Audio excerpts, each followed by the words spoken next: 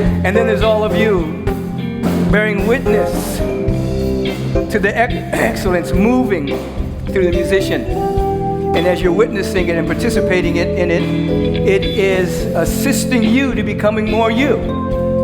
That feeling tone of that sacred music and the magnificent sounds of excellence that took years to become imbued through them.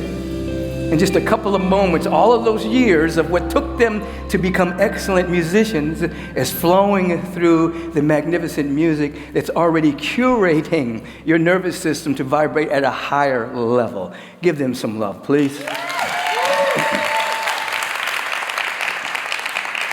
And we welcome ourselves back to our theme of the month, which is the true reset. That is the theme we've been working with for this particular month. Coming to a greater understanding that when we use the word reset, we're speaking about coming back to our original pattern of perfection that's hid with the universal presence within us. That each and every one of us have emerged from the universal presence. We can call that pure spirit, energy that's conscious of itself, God, love, beauty, intelligence. Each and every one of us have emerged from that presence of eternality, deep spirituality. Spirituality, eternality are synonymous. And so we're resetting ourselves back to that dynamic, which means there's something about us that hasn't been touched by the imprints of the world of effects and circumstances, situations, people, places, and things. There's something underneath all of that we did not create ourselves. We did not create ourselves. We have emerged. And a part of the challenge is that individuals naturally refer themselves back to when they were born, who they were born to, what city they were born in, what hospital they were born in, and all of the particular things that allowed us to embrace our humanity, and oftentimes neglecting or forgetting or not knowing that beyond the human incarnation, we existed. Beyond the human incarnation, we are eternal, forever beings, unfolding to reflect and to reveal the infinite in a way that has never happened before. So the great reset that happens in affirmative prayer, the great reset that happens in meditation, life visioning, oftentimes sacred service, when an individual is giving of themselves without the agenda of getting patted on the back or being recognized, the individual goes into what is called flow motion. They go into the sacred zone of flow and become very much back in the vibration of who they really are before time began. So the great reset is another word is enlightenment. Another name for enlightenment is sanity. And so as individuals become sane, of which it is true that so many people are insane, because they have identified themselves with misinterpretation of past experiences. They've identified themselves as a conditioned-based entity, that their whole identity is based on some kind of external condition, something that's happened to them, something that someone has said about them, and they're living in the external out-picturing of a very limited paradigm. That's just insane. However, insanity has become normalized. Just turn on the news. And if you begin to look at the news with the awareness that 90% of what you're seeing is basically normalized insanity, then you can begin to break free from the matrix of such a very limited point of view and begin to stand in the awareness of the true reset that you're coming back to yourself.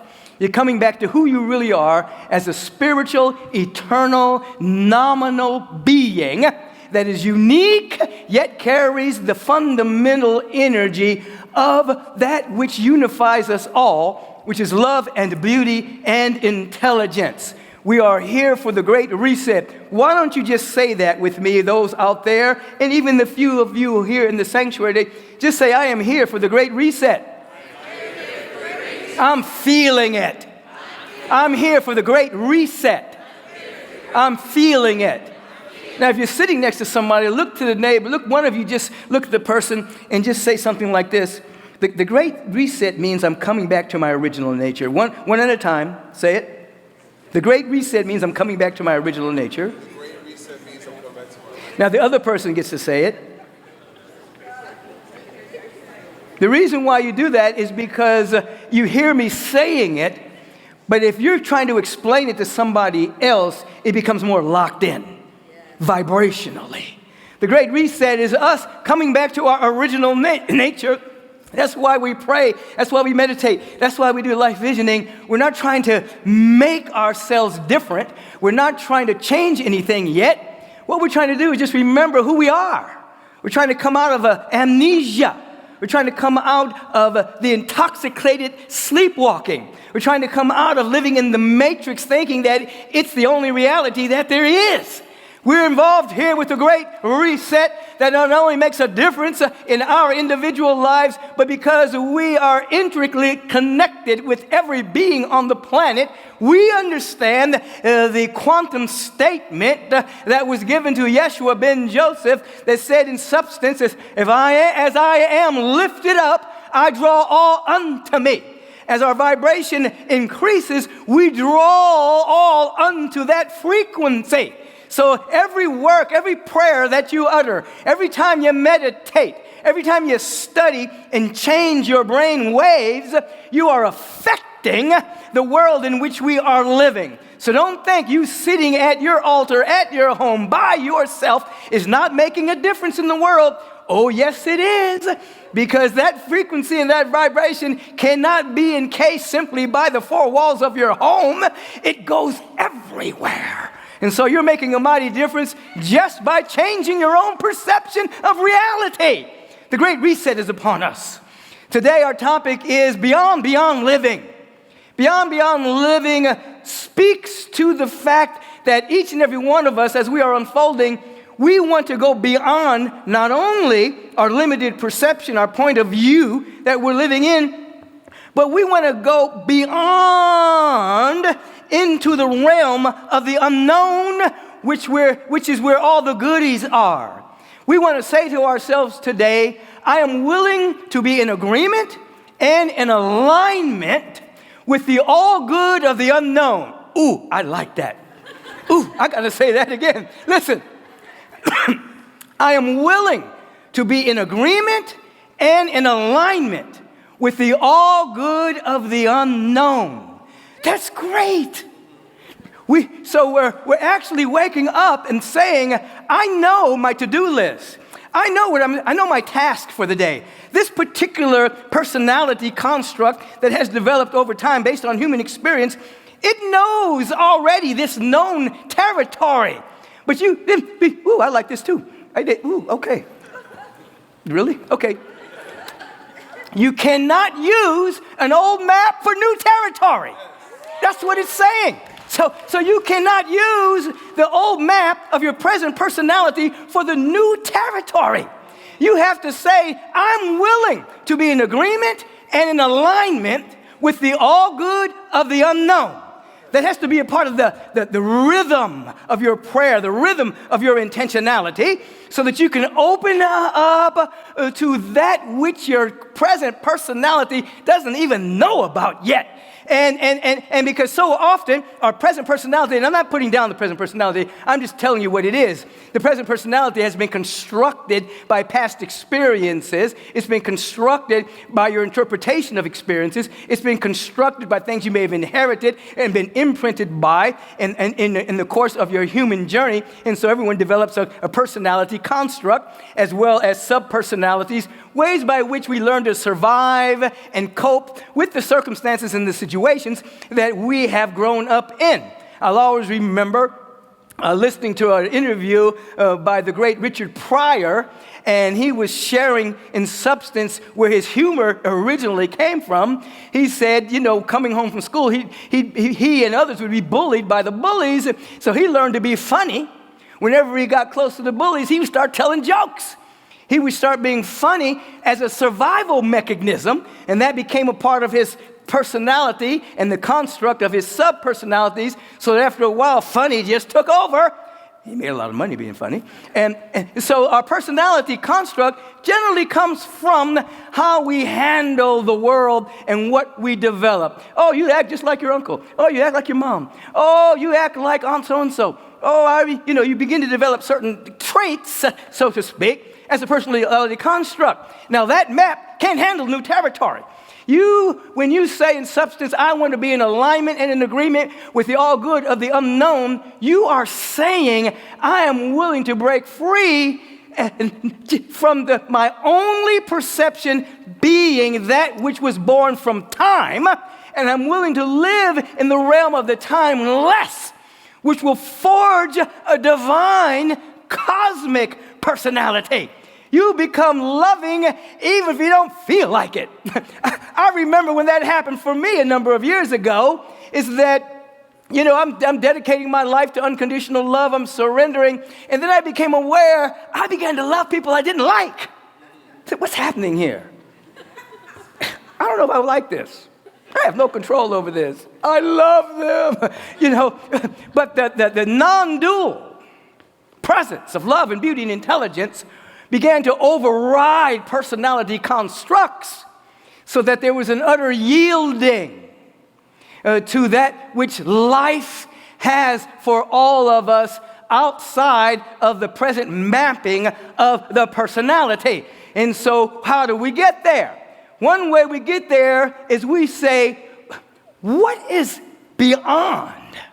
What is a little bit beyond my normal complaint? What's beyond? Who am I beyond my normal conversation? Who am I beyond my fear? Who am I beyond my complaining? Who am I beyond the worry and the sorrow? Who am I? Now, here's the deal. If you ask that question sincerely, you start to get pinpricks of insight as to who you are beyond your normal complaining. Now, that personality has some normal complaints. You know them. You say them every day. And you'll enroll other people to listen to them. Girl, did you hear what that dude did? Did you know about that? But you want to ask, who are you beyond your normal conversation of the personality? And by law, you'll be making yourself available to the broadcast, as I was saying in the earlier service, the original love stream, a broadcast of the presence of love and beauty and intelligence and harmonizing abundance and creativity. You'll start to become present to the pinpricks. It's called inspiration. The Word of God, called inspiration, flowing through you that's beyond your present personality, your present construct of how you're seeing life, you say. And you'll say after a while, it'll become easier for you, as Jason was talking a little bit about in his first song, to surrender to life, to surrender to beauty, to thy will be done. I'm not speaking from a religious context, though those words are synonymous. You'll be able to say, I will the will of love and peace and harmony and abundance and prosperity and health to be done in my life. Now, this is a very important space in consciousness that many of you will discover when you take the life visioning class, because I always remember this particular foundation. It was called the Spindrift Foundation. And they would do wonderful research around thought, around perception, around intention. And it was double, triple blind kind of experiments over the years. And there's one particular research project that I loved. And they would take these banks of seedlings. And they had one bank of seedlings. And they would plant, and all the seedlings, all three groups, are planted in the same soil, same amount of water, same amount of nutrition. The conditions were all the same. But the first bank of seedlings, they just let it grow normally. They grew nicely. The second bank, they had people sit there on a daily basis and visualize the seeds growing strong and beautiful and magnificent. And that bank grew twice as fast and got twice as big as the first group of seedlings. Then there was a third group. And the third group grew twice as fast as the second group. In this group, they had people sit there and say, thy will be done. Thy will be done. In other words, outside of the known, willing the will of life to be done, there was no constriction or restriction. So even when we're visualizing from a paradigm of that which we already know. It's good. It's better than just it's better than just moving out into the world and not and reacting to circumstances. Definitely visualize what you want to have in your life. See it clearly. Think it clearly. Absolutely. But that's oftentimes the visualization is still in the realm of the known. I want a new car. Oh, well, here are the cars and what they look like. Whatever the case may be, it's still in the known. But if you jump to, hey, thy will be done, beyond what I can visualize, then you get to be shocked by the good that flows into your life. Because it's not limited by the map of your present personality. You see?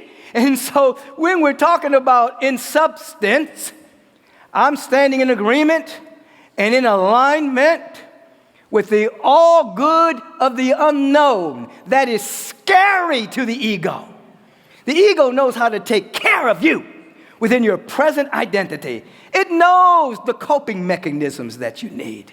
It knows the defense mechanisms that you need. It knows the compulsive behaviors that you need. It knows that you have sometimes a fear phobia, that you don't want to feel fear, so you'll do things to keep you distracted so you won't be afraid. You'll binge watch TV instead of binge watching your own thoughts. You'll go overeat. You'll just go be around a bunch of people so you can't be with yourself. You'll do all kinds of things because you don't want to feel fear. That's a fear phobia, you see? And so the ego knows how to keep you distracted long enough to keep you small. Oh, he's about to break out. Oh, you want a donut? She's about to get still and feel, no, you want some pasta right now? You're not even hungry, but you want to eat. Don't you want to watch that program? The ego knows how to keep you small within that present domain. But if you can stay the course and say underneath all of that, I'm willing to stand in agreement and in alignment with the all good of the unknown. And you stay with that when you pray in the morning. You stay with that because you don't know what you don't know. You don't know what you don't know. It's outside of this paradigm. And it comes like an inside. I love it. I mean, it just sometimes just breaks into the aware. Ooh, I've never said that before. Did I ever say that before? Where did that come from? Well, it comes from where everything comes from. It comes from the divine mind. You see? And then you begin to open yourself up. Here's what I love. You begin to open yourself up to be taught. To be taught by nature, by overhearing certain conversations and they inspire you. Books fall off the shelf. I always remember that happened to me one time in the Bodhi tree. I walked into the Bodhi tree when I was broke, broke and poor. and a book fell off the shelf and it slammed on the floor and everybody turned around and looked at me. I said, okay. I went and got the book and it was a book by Joel Goldsmith, Beyond Words and Thoughts. I said, I didn't have any money, so I sat there and read the whole book. And then later, when I had some money, I came and bought the book. It's a whole other story, but it's an interesting story. Maybe I'll come back to it. Anyway, you will be available to wisdom and knowledge coming in a language in which you can understand. Now, when I was alluding to this earlier, and it's just popping to my awareness, so I'll let it come out of my mouth. I remember when I originally went to a metaphysical community called Guidance Church Religious Science, before I went there, I had been taught by individuals who had made their transition. That became very normal for me. I didn't think that was weird or anything.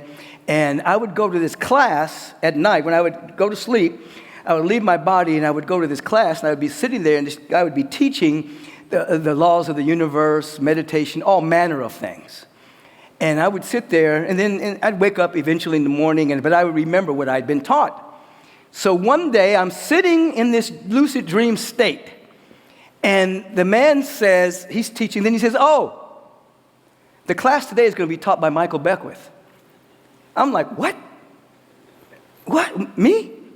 I'm dreaming. And so I start walking up to the front of the room. I turned around, there's people sitting out there. And I said, well, this whole thing can be summed up in 8 words. It is done unto you as you believe. And I stopped and I counted. It is done unto you as you believe. 8! I'm really here. I'm really doing this. And I got so nervous that a bead of sweat rolled down the side of my face. And I woke up in bed sweating because it had come to my awareness, my egoic, that this was really happening. Now, I knew it was always happening, but it really was happening. It took me a number of weeks to be able to get back. Now, fast forward, I'm at guidance, my early 20s. I'm kind of weird. I mean, I'm who I am now, but I was weird then. It was like, this guy is weird. So I'm sitting there, and it was some kind of anniversary, and there was a bust of Ernest Holmes. So I walked by, I said, oh, I know him. That's the guy I go see at night sometimes. He teaches me. And so the veterans were looking at me like, this boy, you don't know him. He died in the 60s. I said, I know him. I go at night, and he teaches me. I said, yeah, right. You know Ernest. I said, I know, that's Ernest Holmes. I know Ernest Holmes. Yes, at night I go, he teaches the class, it's done unto you as you believe, da-da-da. So anyway, I kept my mouth shut after a while because it was too weird. I say that to say that when you throw yourself open and you say, I'm willing to come in alignment and in agreement with the all good of the unknown, you will be taught in a language in a way that you can say, understand. It might be a lucid dream. A book may fall off the shelf. You may suddenly have an insight that doesn't corroborate with logic, but you know it's true. You've got now a new map of the unknown. It is the inspiration within you. Now, here's the challenge. The egoic self and the personality constructs sometimes produce an addiction to toxic chemicals from worry, doubt, fear, separation, hate, anxiety, resentment, unforgiveness, and it creates an emotional experience. It transmutes itself into a mood. Sometimes it transmutes itself into a trait and a personality construct, and your body is addicted to the chemicals of that toxicity. So what it begins to do, and this came up in the earlier service, let's say your personality doesn't like a particular person. Your past interactions with this individual haven't been that good. So when they come into your mind, you don't like them, but it starts to feed your addiction to toxicity. Just thinking about that person, you say, just fill in the blanks. So let's say you're on your way to somewhere, and you know they're going to be there. He's going to be there, or she's going to be there. Your body can't wait to see them, because as soon as you see them, you start to feel that. And it's like an addict. Your body is craving that negativity, and what does it do? It forwards the signal into the universe, so that when you see them, you project the negativity on top of them, and then you feel the destructive, toxic chemicals, but you're feeling good, feeling bad. You may not have even seen that person for a long period of time. They may have changed. You may have changed. You may have been wrong in the first place. But you're not experiencing as it is. You are having a direct experience of the signal being shot out into the universe based on the personality construct that's addicted to the toxicity. You're an addict. As you become aware of that loop of egoic personality, and instead say, I'm available to be in alignment with the all good of the unknown. I'm born again today. I forgive. I'm not going to project the past onto this present moment. Then you get to see people anew. You get to be, and then you begin to realize, it was you all along. It was Barzini all along. That's the Godfather. Remember that? It's Barzini all along. Tattaglia couldn't have done this. He's just a pimp. It was Barzini all along.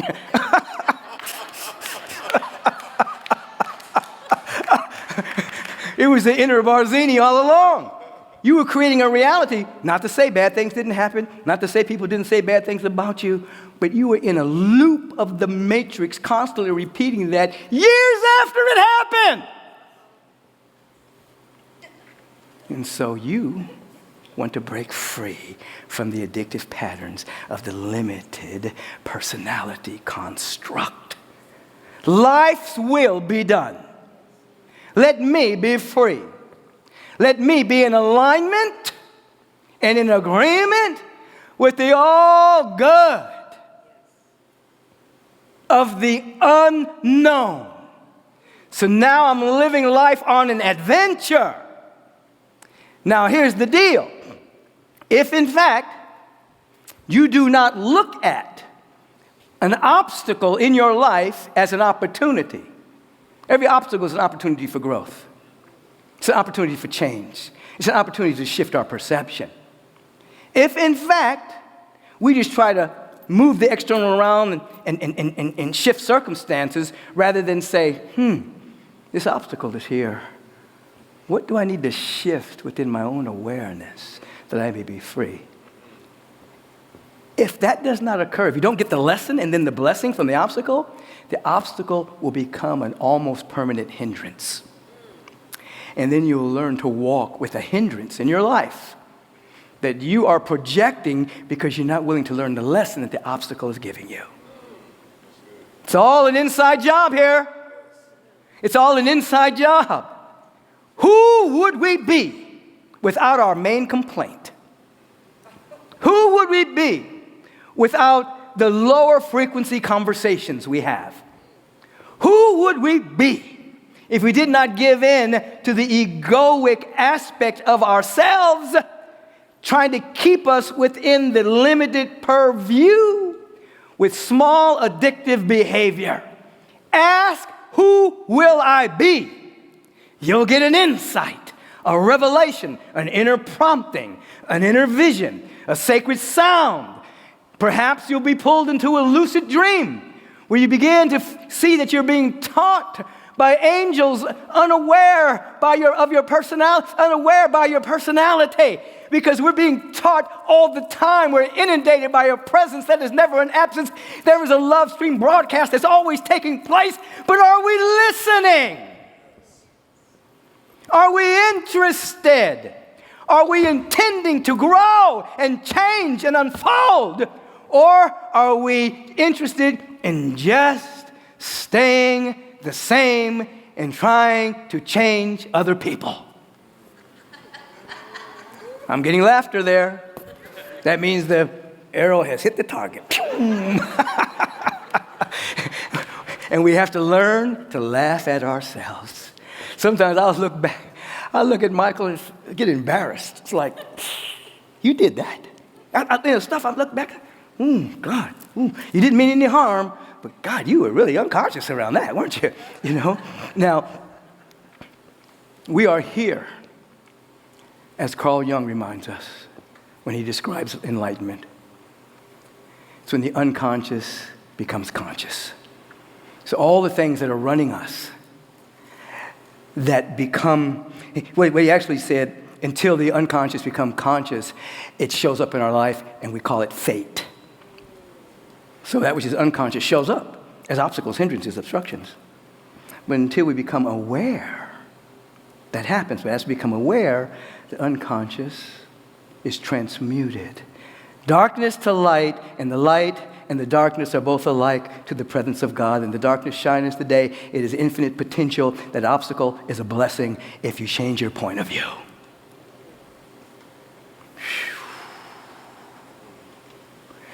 So here we are, Great reset. Coming back to our original nature. We don't have to improve this. We have to reveal this. Beyond living. This is where metaphysicians yield into mysticism. My life is the life of God, not a man in the sky, but an energetic presence that's conscious of itself and wants to be conscious of itself as each and every one of us. God wants to know itself as my life. Woo-wee! I'm telling you, there's a life that wants to be lived through you. It's beyond what you know. It's not in any magazine. No one has ever lived it before because there's only one you. So you might as well say yes to you, boo. Might as well say yes to you, boo. You are God's boo. Beautiful, omniscient, omnipresence. That's who you are, boo. Put your arms around yourself. Embrace yourself for a moment and come back to the awareness that you are glorious. Whew. Come back to the awareness that there's a cosmic celebration happening. And we are here to localize the cosmic celebration. Say it. Say, I'm here to localize the cosmic celebration. So now you're imprinting it. Say it to somebody one at a time. Look at somebody and say, I am here to localize the cosmic celebration. Now, whoever didn't get a chance to say it that time, they get to say it now. I am here to localize the cosmic celebration. All together now, I am here to localize the cosmic celebration. That's why we dance. Let's dance with the rev a little bit. Because God is saying, who loves you, baby? Who's got your back? Who loves you? Here comes. Here comes. Turn it up. Turn it up. This love is always shining. This love is always shining. This love is always shining.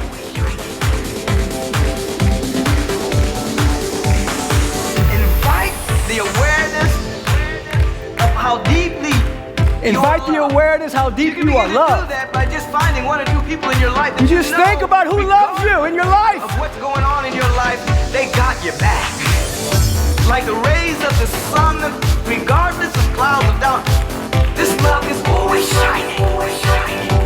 And then, as you use that as a springboard, you begin to ask yourself, who made you in his own image and likeness?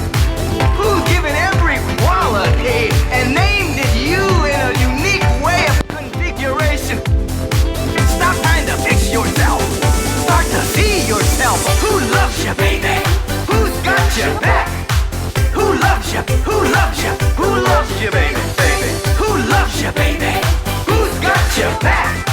Who loves you? Who loves you? Who loves you, baby? There is a presence of love that is seeking to express itself through you. Self-love and appreciation is the beginning step of allowing that which does not belong to be uncovered, dissolved, and evaporated in the sunlight of God's love. And it takes back the past, rolls it up, and dissolves it into nothingness, and the nowness of this moment breaks free. Who loves you, baby? Who's got your back? Who loves you? Who loves you? Who loves you, baby? Who loves you, baby? Who's got your back? Who loves you? Who loves you? Who loves you, baby? Who loves you, baby? Who's got your back? Who's got your back, baby? Who loves you, baby? Who loves you, baby? Who loves you, baby? Who's got your back? Who loves you? Who loves you? Who loves you, baby? Take a breath here. that move. Day, take time out and just begin to see yourself. About to get jiggy up in here. There is a presence of love that God bless you, brother. seeking to express itself through you. But it can only come through As the music quiets itself down, just like you do yoga or exercise to get you ready for meditation and prayer, sometimes we just dance with the Rev. We just shake our booty down. So now we turn within, we take our seats, and we stop for a moment. And we allow ourselves to rise up with a great degree of gratitude and thanksgiving and dynamic appreciation. And as I said last week, why wait until everything seems to be perfect in your life to be grateful? Why wait to touch joy until everything is exactly the way you think you want it, which might be a limited perception based on what's trying to happen in your life? No, we do not put life on the layaway plan. We live it fully every moment. We're grateful now. And then interestingly enough, by universal law, if we train ourselves to become grateful and thankful now, then more things to be grateful for shows up in our life. We begin to see life differently. And so we open ourselves up to deep and profound gratitude, thanksgiving, and dynamic appreciation. And we begin to recognize this presence. You know, it's everywhere. Everywhere. We begin to recognize this presence. That is, recognize it. To re-know it during this great reset. God is everywhere. This divine spiritual energy that's conscious. And we feel so at one with it. We're inseparable, indivisible with the invisible, to the sensorium that is. And so from this deep sense of oneness, I have the privilege to speak the word for each and every one of us today, that we may be free. Free to be healthy. Every organ and action function of the body temple is made every whit whole. I speak the dynamic of wholeness and vitality and vigor and regeneration and rejuvenation, flexibility and strength into the cells of everyone listening right now. Anything that would hinder this has no power in this moment, because I'm keenly aware that there's only one power. The God power, the love power, the beauty power, the joy power. It's all happening now. When? It's all happening right now. So there's mental health. There's a great trending happening in the media about the advent of so much mental health issues. Don't catch that. Don't catch it. I say that to say that I was reading some research, and they were sharing that in this research that many people were having symptoms of diseases they didn't have because the disease had gone popular. So people were experiencing the description, but they didn't really have the disease. Take back your mind. Wholeness, regeneration, healing, rejuvenation. Catch that. Let that be contagious in you right now. Be a law unto your own being. Don't let external forces determine your experience. And so I speak the word for each and every one of us, that we may be free. Every organ, action, function of the body temple, the mental body, the emotional body, the body of our affairs, the financial body, the body of all of our relations, shot through the power and the presence and the love of God. Oh, feel that. All our relations coming under the umbrella of love right now. Feel that. Feel it. Help them.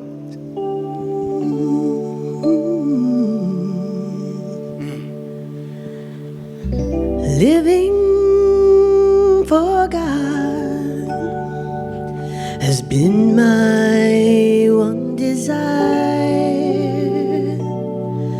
God is my everything. God is everything to me.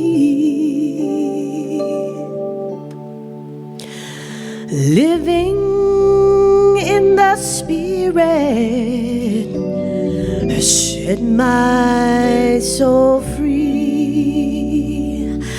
I give my whole life to God, and I begin to see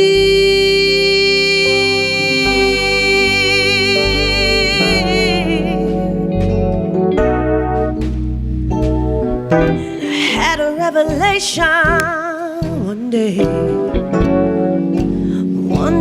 while I was in prayer. I had a revelation one day.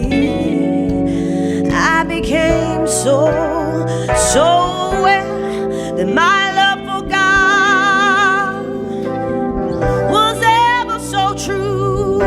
Say I discovered that God loves me and He needs me too. Now I know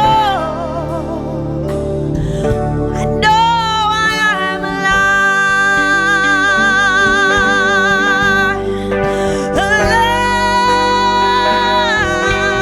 Now I know. So now I know why I'm alive.